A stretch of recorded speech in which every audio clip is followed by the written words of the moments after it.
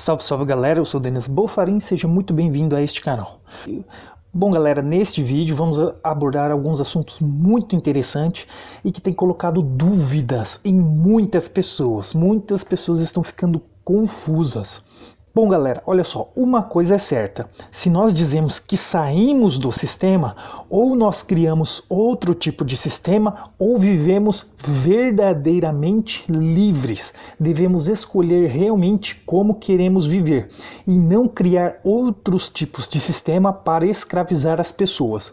Então assim, vamos ver um versículo, uma outra passagem que se é usada para criar uma falsa doutrina também.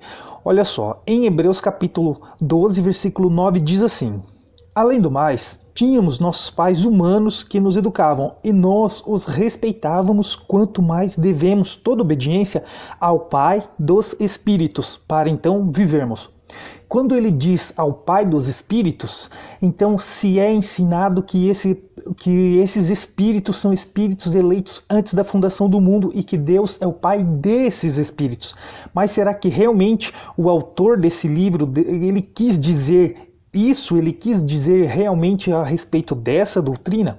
Vamos ver então este mesmo versículo em uma outra versão, que diz assim: além disso, tínhamos os nossos pais segundo a carne, que nos corrigiam e os respeitávamos, não havendo de estar muito maior submissão ao Pai espiritual, e então viverem. Então olha só, ele está querendo dizer que para nós vivermos, teremos que estar em maior submissão ao Pai espiritual, que é o Pai de todos os espíritos. Mas como assim os espíritos? Quem são esses espíritos? Olha só, esta não é a única passagem em que ele tem essa mesma figura de linguagem. Vamos ver aqui, olha outra.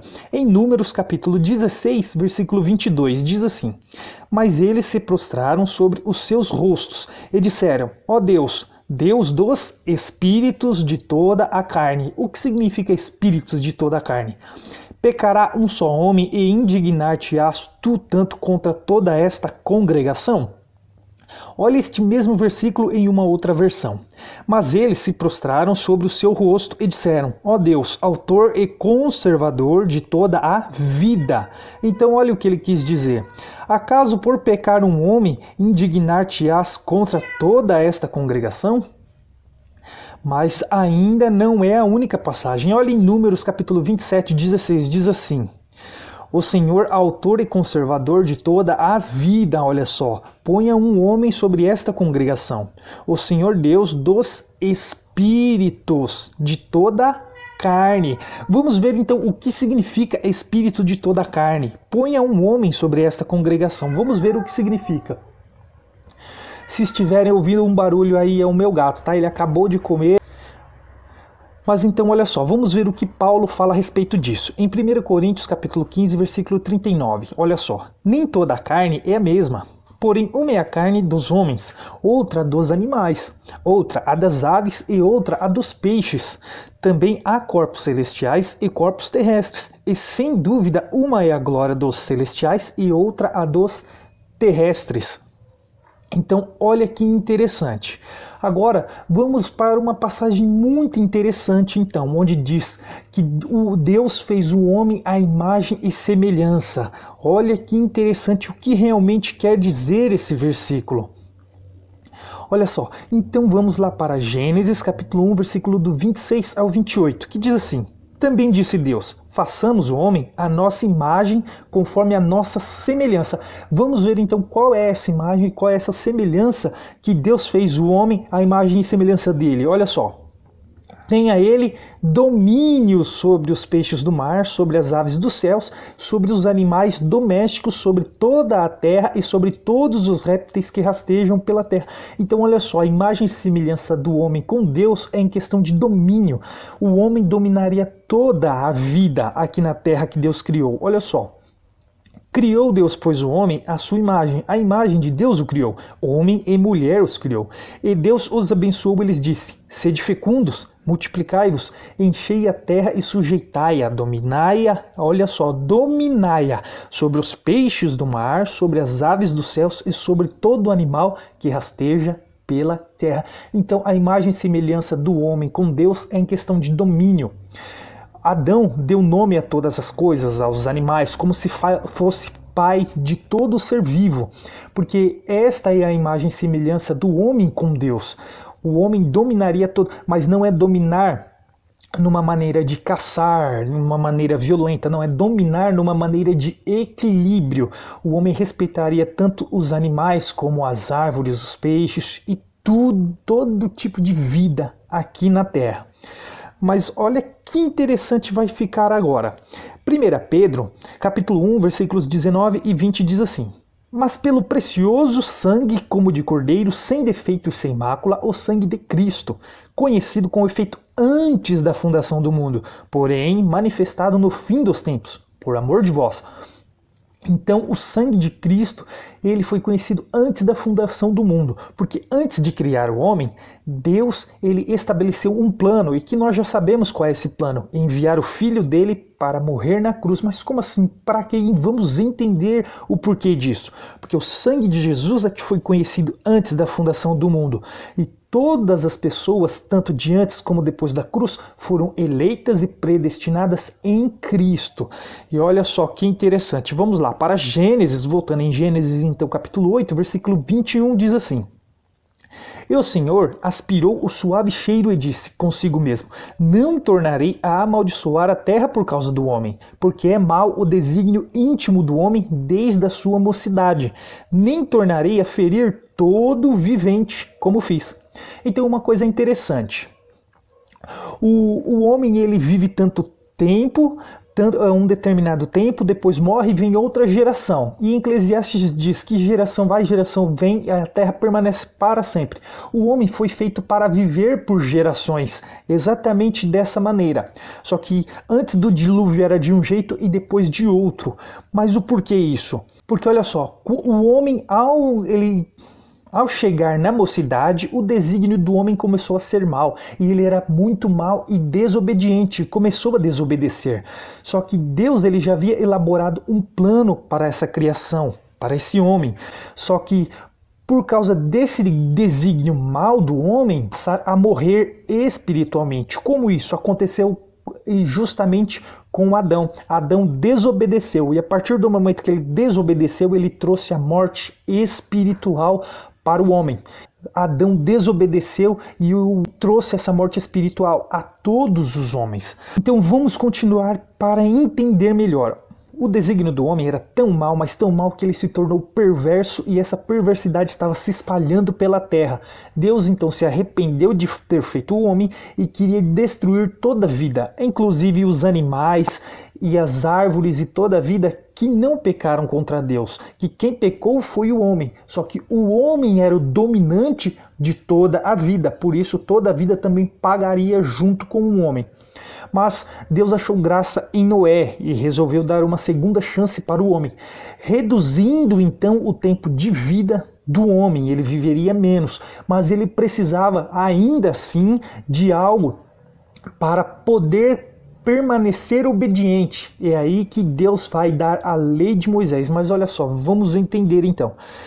Deus então, ele, com o plano dele de enviar o seu filho, e assim que o seu filho viesse, ele ressuscitaria todos aqueles que fossem obedientes desde o começo para uma vida eterna. E depois, aqueles que crescem, a alma desses seriam arrebatada para viver a vida eterna. Só que como no começo todos eles eram maus, eles estavam aumentando cada vez mais a maldade, iria ficar muito complicado. Então veio Abraão, Deus escolheu a descendência de Abraão, e 430 anos depois deu a lei para aquele povo, porque eles eram muito transgressores. Então precisava de um povo que tentasse viver em obediência. E olha só o que vamos ver agora. Em Gálatas 3, versículo 19 diz assim: qual, pois, a razão de ser da lei?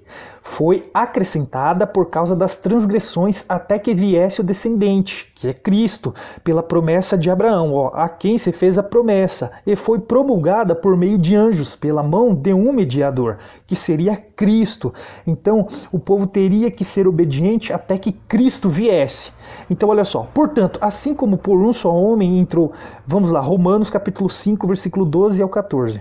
Portanto, assim como por um só homem entrou o pecado no mundo, e pelo pecado a morte, assim também a morte passou a todos os homens, porque todos pecaram, porque até ao regime da lei havia pecado no mundo. Mas o pecado não é levado em conta quando não há lei. Entretanto, reinou a morte, que é uma morte espiritual desde Adão até Moisés, mesmo sobre aqueles que não pecaram à semelhança da transgressão de Adão, o qual prefigurava aquele que havia de vir, que é Cristo. Olha só, Romanos 5, os versículos 17 ao 21. Se pela ofensa de um e por meio de um só, que é Adão, reinou a morte, muito mais os que recebem a abundância da graça e o dom da justiça reinarão em vida, por meio de um só, a saber, Jesus Cristo. Então, reinar em vida é andar em obediência. Pois assim como por uma só ofensa veio o juízo sobre todos os homens para a condenação, assim também por um só ato de justiça veio a graça sobre todos os homens para a justificação que dá a vida, Porque como pela desobediência de um só homem, muitos se tornaram pecadores, assim também por meio da obediência de um só, muitos se tornarão justos. Sobreveio a lei para que avultasse a ofensa, mas onde abundou o pecado, superabundou a graça, a fim de que, como o pecado reinou pela morte, assim também reinasse a graça pela justiça, para a vida eterna. Olha só então, aqui a palavra vai falar sobre uma vida eterna, mediante Jesus Cristo, nosso Senhor. Então essa vida eterna é mediante Jesus Cristo, o nosso Senhor. Vamos entender então como funciona. Romanos capítulo 6, versículos 22 e 23. Agora, porém, libertos do pecado, transformados em servos de Deus, tendes o vosso fruto para a santificação e, por fim, a vida eterna. Porque o salário do pecado é a morte, mas o dom gratuito de Deus é a vida eterna em Cristo Jesus, nosso Senhor. Que o sangue dele, de Cristo Jesus, é que foi conhecido antes da fundação do mundo. Olha só, Hebreus 10, versículos 38 e 39. Todavia, o meu justo viverá pela fé, e se retroceder, nele não se compraz a minha alma. Nós, porém, não somos dos que retrocedem para a perdição. Somos, entretanto, da fé, para a conservação da alma. Mas como assim a conservação da alma? Como que se conserva a alma? Olha só, vamos descobrir aqui. Tiago, capítulo 1, versículos 20 ao 21. Porque a ira do homem não produz a justiça de Deus. Portanto, despojando-vos de toda impureza e acúmulo de maldade, acolhei com mansidão a palavra em vós implantada, a qual é poderosa para salvar a vossa alma. Então, a palavra é poderosa para salvar a nossa alma. Olha só. Tiago ainda, capítulo 5, versículos 19 e 20. Mas, irmãos, se algum entre vós se desviar da verdade e alguém o converter, sabei que aquele que converte o pecador do seu caminho errado salvará da morte a alma dele e cobrirá multidão de pecados. Então quem converter alguém do seu mau caminho consegue salvar a alma dele, ajuda a salvar. E é isso que Deus quer. Deus quer que nós anunciemos a verdade para que as pessoas andem na verdade, purificando a sua alma, então encaminhando a sua alma para viver a vida eterna. Olha que interessante. 1 Pedro, capítulo 1, ainda versículos do 8 ao 10. A quem não havendo visto, a mais, no qual não vendo agora, mas crendo, exultais com alegria indivisível e cheia de glória, obtendo o fim da vossa fé, que o fim da vossa fé é a morte, que é quando nós morremos fisicamente aqui neste plano. A salvação da vossa alma. Olha só, então a alma é que é salva. Foi a respeito desta salvação que os profetas indagaram e inquiriram, os quais profetizaram acerca da graça a vós outros destinadas. Então olha que interessante, Deus escolheu um povo que foi a descendência de Abraão, os israelitas, para anunciar a vinda do Messias, a vinda daquele que ele planejou antes da fundação do mundo, para que todo que nele crê não pereça, mas tenha a vida eterna. Ele iria ressuscitar todos os que tiveram a fé antes para viver a vida eterna, e depois ele enviaria o Espírito Santo para que não fosse preciso mais ressuscitar aqueles que tiveram fé, mas porque agora, sendo conduzidos pelo Espírito Santo, andamos na verdade e assim purificamos a nossa alma, e quando esse corpo morre e deixamos esse plano físico, a nossa alma, por causa do Espírito Santo, é arrebatada para viver a vida eterna. Esse foi o plano de Deus desde o começo. Não existe essa teoria na Bíblia, nas Escrituras, de espíritos eleitos antes da fundação do mundo. Isso é uma heresia, é uma falsa doutrina que está cegando e colocando dúvidas em muito. Olha só, vamos continuar aqui, ó, 1 Pedro capítulo 1, ainda versículos 22 e 23.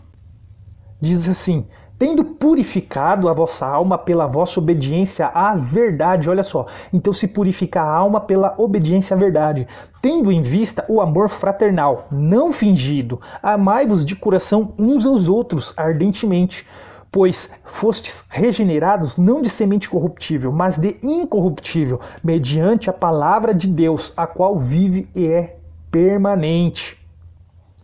1 Pedro 2, versículo 11. Amados, exorto-vos como peregrinos e forasteiros que sois, a vos absterdes das paixões carnais que fazem guerra contra a alma. Então o que faz guerra contra a alma são as paixões carnais, são as obras da carne que faz nós andarmos nós não andarmos em obediência, faz justamente nós desobedecermos, não purificando a alma, então, andando então desgarrados de qualquer maneira, desobedientes. Então a alma não pode ter a vida eterna, ela não pode ser purificada e viver a vida eterna se andarmos dessa maneira. Então precisamos ser guiados pelo Espírito para que, andando na verdade, então a nossa alma seja purificada e transformada para poder viver a vida eterna. É por isso que devemos agora ser guiados pelo Espírito e andar na verdade, e não como antes da cruz, que a grande maioria, eles desobedeceram, andaram de qualquer jeito, eles fizeram atrocidades, deixaram a maldade tomar conta. Mas olha só, continuando aqui, 1 Pedro, capítulo 4, versículos 18 e 19. E se é com dificuldade que o justo é salvo, aonde vai comparecer o ímpio? Sim, o pecador. Por isto também os que sofrem segundo a vontade de Deus, encomendem a sua alma ao fiel Criador, na prática do bem, que agora é sendo guiado pelo Espírito Santo.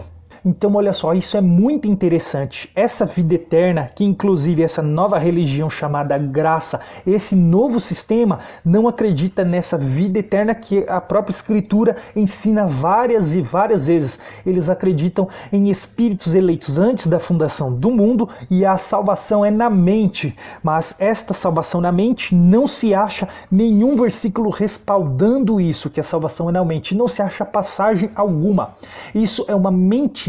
E para sustentar uma mentira é preciso criar outras mentiras, exatamente como a religião faz. A religião criou um Satanás e criou um inferno. E para continuar essa doutrina mentirosa que eles criaram, é necessário criar outras mentiras para sustentar uma mentira anterior.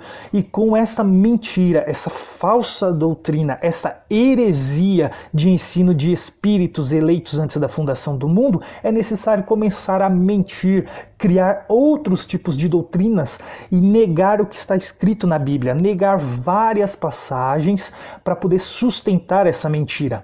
Então não caiam nas falsas doutrinas de homens. O próprio apóstolo Paulo falou: se alguém ensinar alguma coisa que eles não ensinaram, considerem maldito. Então este ensino, estas doutrinas de espírito eleito antes da fundação do mundo, salvação na mente, é maldição, é heresia, não tem respaldo na Bíblia, nas Escrituras. Então tomem muito cuidado com qualquer tipo de sistema que tentam nos escravizar. Vamos renovar o nosso entendimento para não cair em nenhum tipo de sistema. Então eu espero que vocês tenham entendido a mensagem. Espero que vocês tenham gostado também e espero vocês no próximo vídeo. Até lá!